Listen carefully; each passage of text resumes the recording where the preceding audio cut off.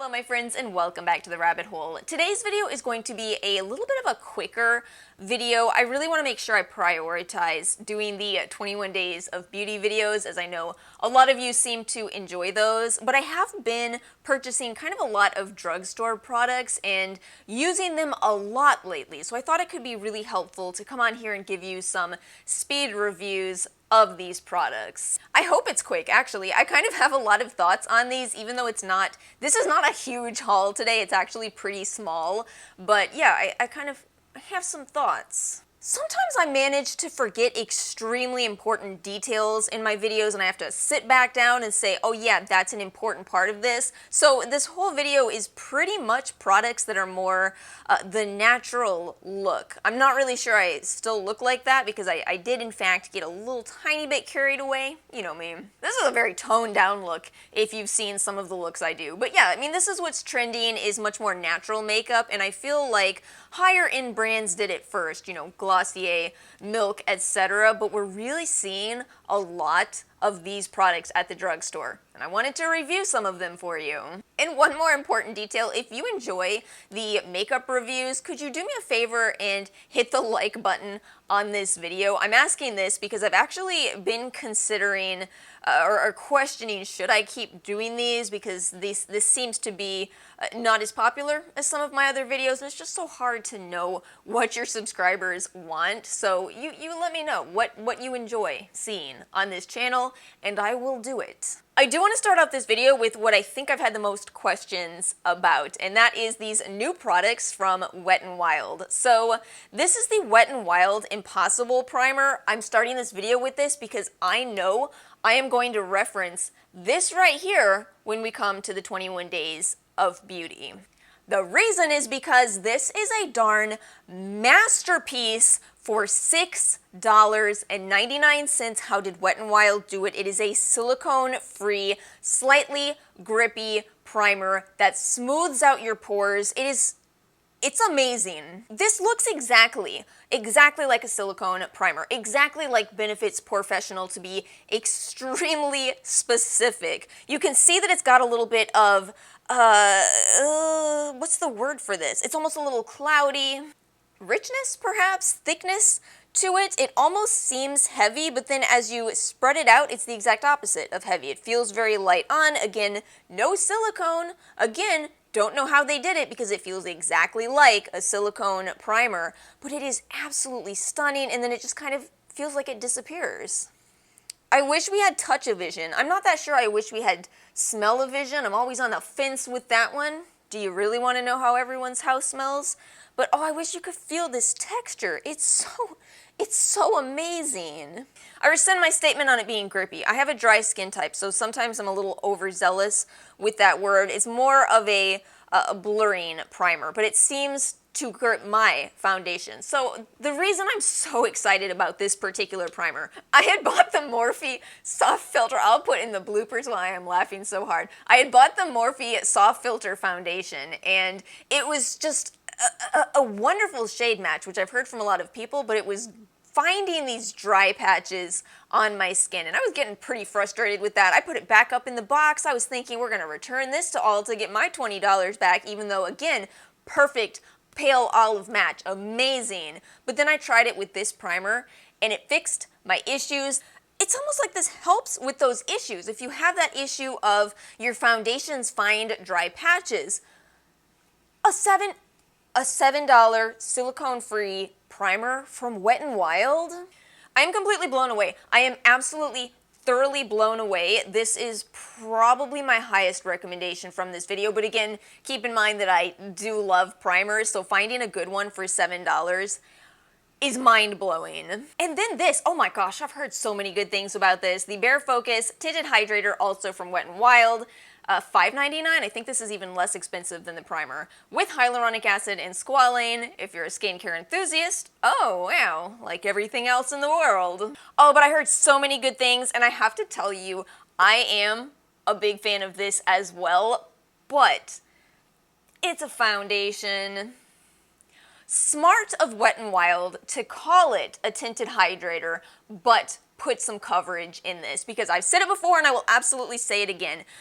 Tinted moisturizers are trending, but not everybody actually wants that little coverage. I think most people want a little bit of coverage from their base products. So I think it was a really, really safe move and a smart move to make this something that is much more buildable. Sheer to medium, they say, yeah, you can definitely use a little bit of this and actually get a tinted hydrator effect, or you can build it up to medium coverage, and it's a phenomenal product. This is way better than the Urban Decay Hydromaniac that I reviewed over there. It's way better than that, and it's $5.99. And you know, I feel like we're really living in a time where this is happening. Drugstore products are starting to be not just as good as high-end, but genuinely better. It's a wonderful product. I think the only limitation is finding the perfect shade. This is fair. It's not exactly perfect for me. I can pull it off. I did do some extra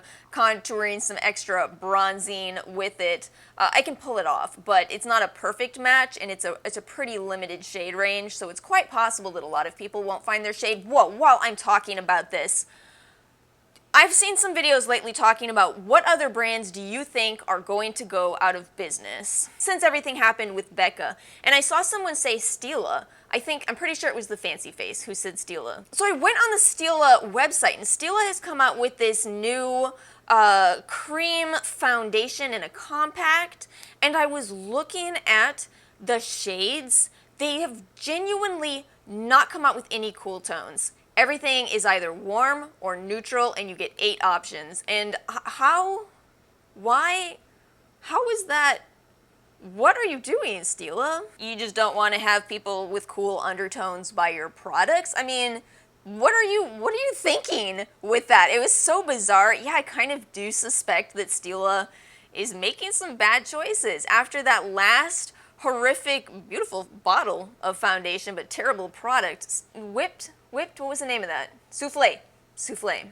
I would have thought they learned their lesson, but that has terrible reviews and completely excludes all cool-toned individuals. Was so bizarre. Oh, let me not forget to mention that I'm pretty much wearing everything I show you in this video, so yes, I am wearing these two in today's look. I think I'll talk about this next. This is the L'Oreal Air Volume Mega Mascara. It was so stinking hard for me to get my hands on this, and now I'm going through the same thing, trying to buy the Maybelline Sky High. At least my CVS person told me that it's because of TikTok. I do not have TikTok. I do not know what is going on over on that platform, but why are things selling out to this level that I drive around to multiple CVS's and cannot find these mascaras? I'm guessing at this point the hype has died down, so I can finally review at least the January TikTok sellout product. Anyway, can't wait to throw this box out as it does look a little rough, but I wanted to read you the claims here. So it says 84% said feels light as air on lashes, airy formula, high charge cushiony brush. Let me tell you my experience. The first time I went to apply this, I did not like it because it is a very clumpy on initial application formula. Not so sure on the brush. I don't mind it. It's a natural hair brush, but it picks up a lot of product, so you really do have to wipe it off on the sides of the tube itself. But I will say, you know, I guess the whole deal here is lighter than air. It does feel very light on your lashes, and it does give you volume, and it's not too bad in the flaking department, but separation is so important to me that every time I apply this, I absolutely have to go in with I want to say lash comb, but I don't use those anymore. This might look a little gnarly, but this is my Ilia Limitless Lash Wand. This is what I use to comb out my lashes. This is my favorite mascara, and I think a lot of that is because of the wand, so I just save them now. Use them in place of a lash comb. I'm telling you, it's such a great system. If you have a favorite mascara, save the wand and pair it with other new mascaras. See if it makes a difference. If I do that, I do like the way this looks. It's not too bad to remove. That's something that L'Oreal mascaras have been a little harder for me to remove, and that's actually a big thing for me. It matters a lot if I can get mascara off. I am not a sleep in my mascara type of person in the slightest bit. I want all of it off, and I don't want to have to hurt my lashes trying to remove it, so it's not too bad in that department. And again, I think the real standout part is how light it feels. It does not feel like I'm wearing mascara. But is it going to be for everybody? I don't think so. If you're somebody who just wants to be able to grab your mascara, put it on, and go, you may not like this because I think it's clumpy. But that's me saying that, and again, separation is one of my biggest issues. So yes, it's very volumizing, it's very black, it feels very light on, not too bad to remove. In my personal opinion, that only potential drawback is the clumpiness. I think it can be quite clumpy unless you're willing to spend time working it through. We'll chat about these next. I do have a bit of a fail in here, but also a tremendous find. So let's start with the tremendous find. The Essence 24 Ever Ink Liner Intense Black Eyeliner. Oh my goodness, why isn't anyone talking about this $4 eyeliner? I just put this up to the test the other day against the Stila eyeliner, and I think it's the same. I think this is every bit the same in the way that it looks, in the way that it lasts all day, in the dark line that it draws. That's a felt tip just like the Stila eyeliner. This is wonderful. I think the only potential con with it is that it does kind of draw a little bit of a thicker line, so if you're very used to the Stila tip, you may kind of have a period of adjustment. I had a period of adjustment with this, but I figured it out. I'm not really sure what to tell you in terms of how I figured it out. I just intuitively did. I don't know if that's helpful at all. And I can't yet tell you how long it's going to last. I've only had this for a couple of weeks at this point, but I'm impressed. I'm impressed so far. Yeah, have any of you even heard of this? I happened to notice that on the Ulta website, this had a lot of really positive reviews, and I said, $4, I'm gonna try it. Yeah, it's great. But let me be honest about the fail here. This is the Essence Soft Contouring Lip Liner. This had terrible reviews, and for whatever reason, I went for it anyway. You know better, Alice. I don't know why you did that. $2 lip liner. I figured it can't be that bad, can it? No, it's painful. This one actually genuinely hurts to apply to your lips. I tried to sharpen it down and see if it was just drying out too much and if that's why I was having to push so hard and physically hurt my lips. It's called soft contouring, not hard contouring. But yeah, that's what every other review said, and I agree with the other reviewers. It was a miss. It's a miss. That's something that happens with some drugstore products from time to time, and yeah, unfortunately, this is one of them. And then this is from NYX, the Lift and Snatch Brow Tint Pen. I can't ever resist buying this type of product. I've bought them from high-end brands, I've bought them from drugstore brands, and you know what? They never work like I have in my mind that they will. The idea with these types of products is you get what looks like an eyeliner, okay? And you're supposed to draw these very fine, precise little brow hairs, so it just looks like your brows are naturally much more full than they are, which sounds wonderful for people like myself that have tiny little brows. But I really don't know why they just never quite draw very well. It's always a struggle. It's like, am I doing anything? So you know, I buy these thinking it's going to be a faster way for me to apply my brows, and it always slows me down. I would like to know what other people's experiences are, because this is just, it's such a consistent thing. Every product like this. At least this one was drugstore. It's still kind of expensive. NYX is a little bit more expensive of a drugstore brand. So, you know, it's sad. I'll be trashing this one just like all the others. And finally, I'm going to end this video with Revlon, because I actually have a lot of thoughts with Revlon. This may be surprising. I don't think there's too many, you know, tremendous Revlon devotees out there, but I see what they're doing and I like it, but I don't think it's done too well in certain aspects. So here's the deal. So Revlon seems to be coming out with products that are very on trend, but marketing them terribly. This right here, this is the Rose Glow Face Gloss. So they had a Rose Glow primer a couple of years ago, maybe not even that long ago, but they've expanded that with this product, and then they came out with the mist. This is a luminize and hydrate product that advertises 80% water. I'm amazed that that's the claim on this, but this is actually a very on-trend product. It's one of those, luminizers. It adds a beautiful tint to your skin. You could use it as a highlighter.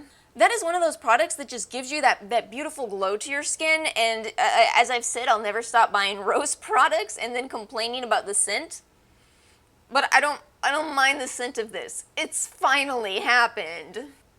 I don't think it smells like rose though. Some kind of floral, but I don't know if it smells like rose. But yeah, look at that. That's actually really pretty and very on trend. Not to get too ahead of myself off the drugstore makeup topic, but similar products. I did buy the, I don't know how to say this brand. I haven't looked into it yet, but this glowy gel highlighter from Sephora. Same exact concept. Same concept. I don't know. I'm not ready for that video. You're getting too ahead of yourself. So that's one of their new collections. Well, two new products, but a collection that I would say is, very on trend, very your skin but better, very natural everyday makeup. And then they also have this new So Fierce collection. And this reminds me very much of Milk makeup. It's a collection that is a little bit more subdued, but still in a kind of edgy way, and yet they seem to be marketing this horribly. This little palette right here is the So Fierce palette in Slight Flex, which you don't have to do the fellow kids thing, Revlon, because it's actually a beautiful palette on its own. We know you want to appeal to Gen Z, but you don't have to do it in that way. Anyway, I have actually been loving this little palette. I wore this in last Friday's video. I'm wearing this now. I'm wearing this shade. In this shade, I wore these two in the other video. I feel like this palette doesn't even necessarily look that interesting, but oh my goodness, it absolutely is. Let me give you some swatches here. So the thing is, I think that they're not marketing this well, because do you see how they're kind of more sheer? Aside from maybe that green one there, these are much more sheer. But the thing is, I think that's actually kind of trendy.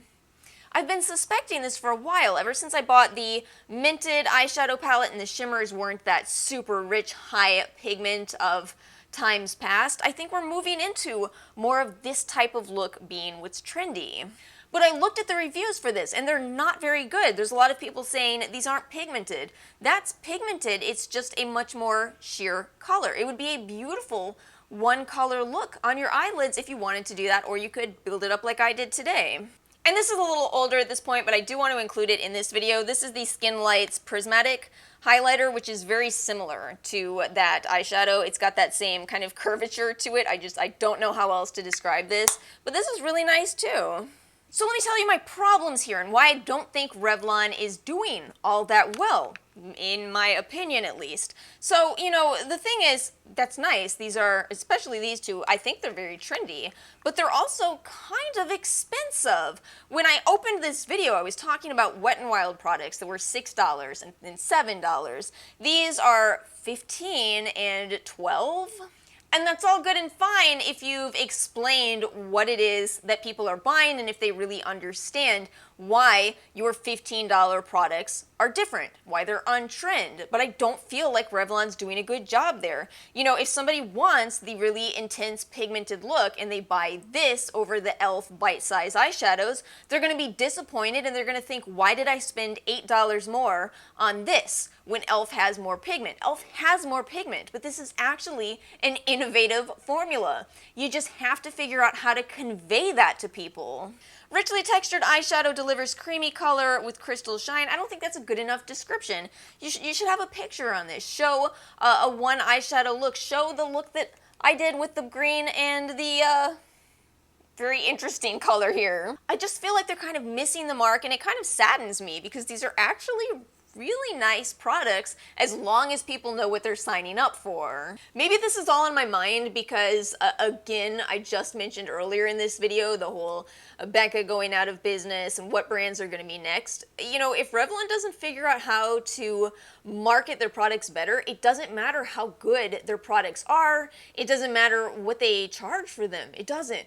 It matters if people figure out what the products are and if they find the right target audience. And I just feel like they don't know how to do it. But anyway, I said I was gonna make a quick video today, and I'm trying, and I'm chatty. You know how I do, so let me go ahead and end the video here. Let me know your thoughts, as always, in the comment section below. Have you tried any of these? Have you found any new and exciting drugstore products? Thank you all so much for joining me here today, and I hope you are having a wonderful week. Please make sure to like and subscribe if you enjoyed this video, and I will see you all next time.